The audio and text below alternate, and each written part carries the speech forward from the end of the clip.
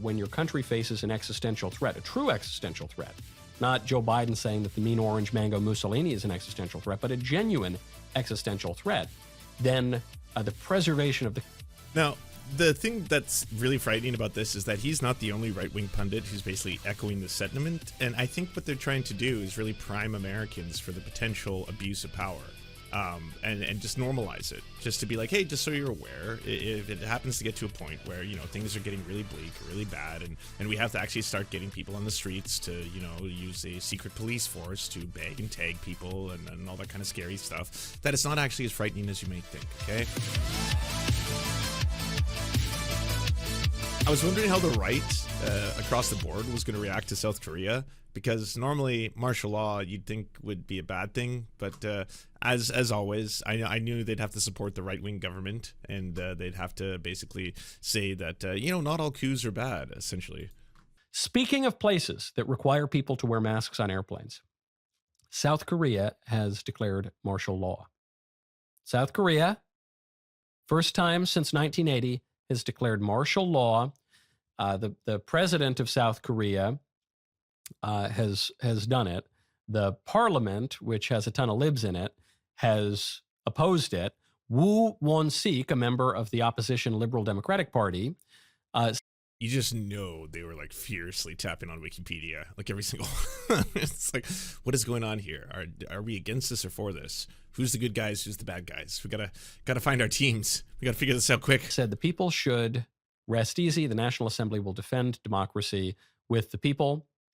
However, the president of South Korea has said that there is clear anti-state behavior. Yeah, I don't know what is up with the aesthetic. I feel like he's giving What We Do in the Shadows a bad name. Awesome movie and TV show if you haven't seen it, but like this basically looks like the set with you know, a micro budget aimed at inciting rebellion, and it's paralyzed state affairs and turned the National Assembly into a den of criminals.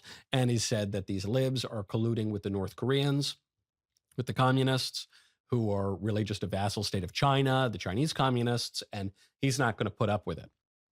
So the president of South Korea said that he will eliminate the anti-state forces and restore the country to normalcy as quickly as possible. On top of that, Reuters is reporting that, quote, strikes, work stoppages, and rallies that incite social chaos are also prohibited.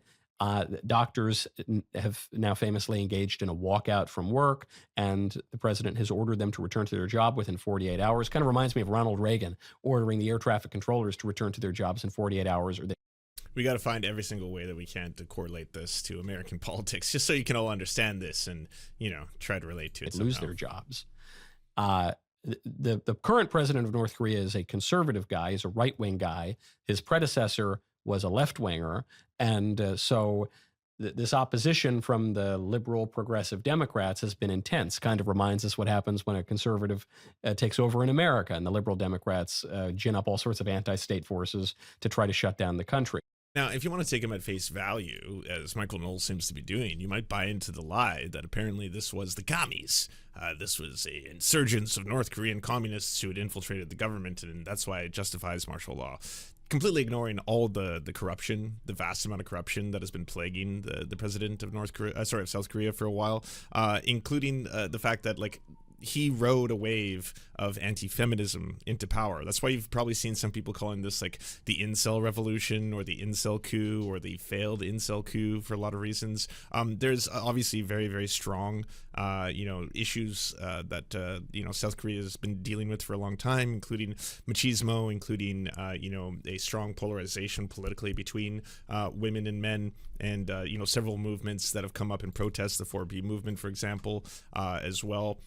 Not to mention, like, this also is the same president who is mired with his own controversies, trying to avoid them, scandals involving his own wife and trying to cover them up, using and abusing his veto power. He apparently used his veto power 23 times in 2023 alone. And, any rational person analyzing what took place there, which was basically an overnight attempted coup, right? It was him declaring martial law, a very, very powerful demonstration by the people of South Korea who took to the streets, who made it possible for Parliament to not only get into the building, a lot of them fighting soldiers themselves, and because of conscription, a lot of them actually have military training, which is why a lot of people, myself included, were kind of taken aback to see what seemed to be civilians basically schooling soldiers in armed combat and stuff like that.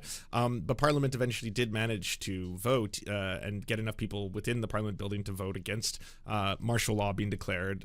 It was unanimous. It was like 193-0 for the amount of people who could vote at the time. And then the president declared that he was no longer going to have martial law. That was kind of like the whole summary. And I know people who went to bed, woke up, and then were posting on social media the next day like, I slept in a little bit, and apparently while I was sleeping there was both like martial law declared, an attempted coup, a revolution on the streets, an emergency parliament. One of the parliamentary people was like filming, live streaming himself as he was like scaling the building. And when people were talking about how like, I wonder if this could happen in America, I was like, I don't really like picture a Chuck Schumer, for example, running full tilt, or maybe even doing like a Naruto run towards like the Senate, while like live streaming himself, adjusting his glasses, and being like, okay, well, my friends, I am now going to be preserving democracy at all costs, and I'm going to be scaling the Senate floor in order to make this emergency vote possible. And to try to make deals with our enemies. Why do we care about this? Why do I care about South Korea? I'm an American. It's far away. It's not a big deal, right? I care about this because 2 months is a long time to have a weak or comatose president of the United States. We all thought. That's got to be a uniquely American POV too, right? To constantly be like, now why should I care about this? It's not my country. It doesn't concern me. And fucking, it's not America. So how can I put this in American for Americans? I gotta explain this in Americans for Americans. Early November. Wow, great. Trump won. It's all good. No World War III. Things are going to get better. 2 months, a long time. A lot can spin out of control in 2 months. So the South Korean right-wing leader is taking matters into his own hands. I was talking about this with a friend of mine. We were joking. I said, oh, wow, you saw South Korea declared martial law. And my friend said, well, hold on. I need to figure out which side is which before I figure out what I think about that. And it was a joke because people will think it's hypocritical to support a right-winger declaring martial law if the left-wingers are trying to overthrow the government, but that it would be bad if a left-winger declared martial law, for instance. But it's not hypocritical. It just means different people have different standards and different ends of government, and their substantive differences are real and legitimate. It means that you believe in nothing and that ultimately your beliefs fall down party lines. That's what it means. Also a reminder, I know this is going to be unpopular among some idealists and maybe libertarians. Martial law is not only just, but also necessary in certain cases, not in every case. But we have exercised martial law in parts of America many, many times, well over a dozen times in American history. President Abraham Lincoln, widely regarded as one of the greatest American presidents, he himself instituted martial law. It happens. And the reason for that is that when your country faces an existential threat, a true existential threat, not Joe Biden saying that the mean orange mango Mussolini is an existential threat, but a genuine existential threat, then the preservation of the... Now, the thing that's really frightening about this is that he's not the only right-wing pundit who's basically echoing the sentiment. And I think what they're trying to do is really prime Americans for the potential abuse of power.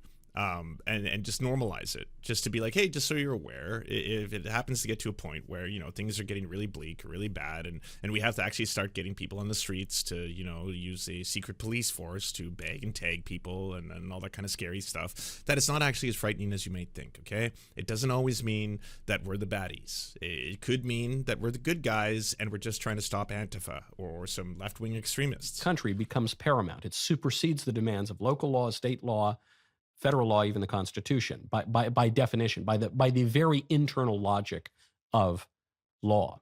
But what does it mean for the rest of the world? It means things are going to spin out of control a lot more before January 20th. Things are going to get worse before they get better. So get ready, essentially. Giddy up. Hey, if you'd like to unlock secret bonus episodes as well as uncensored content, go to patreon.com/The Serfs.